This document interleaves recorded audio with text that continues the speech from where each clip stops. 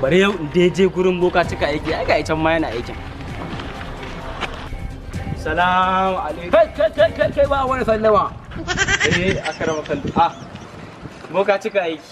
Me ke tafa da kai ne? Wallahi ni duk duniya so nake kaban lakanin da duk wanda na zo na samu akan hanya. Ce mai ban abin hannunka ko menene zai dauka ya bani. Ta zo gida sauki. An gama. Boka cika aiki. Komai kake tare shi bari in baka wani.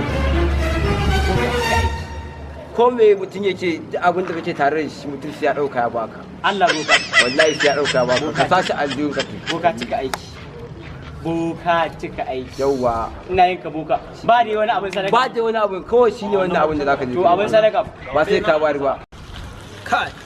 Abokina. Gaskiya mai gidan ku mugu ne. Duk irin wannan makudan kuɗin da yake da shi yake barin ka haka. Kai dai bari ba ga sanda ce a hannuna ba ni na rasa ma me zan yi ne gaba daya. Anya ma ba zan kashe mutumin nan ba kuwa. Anya Shine mafita wallahi. kawai shine gaskiya.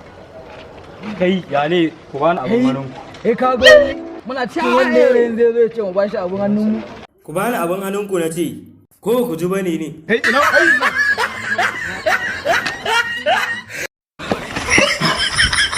Yanzu bokan nan dama lafiya sannan ita banna ce.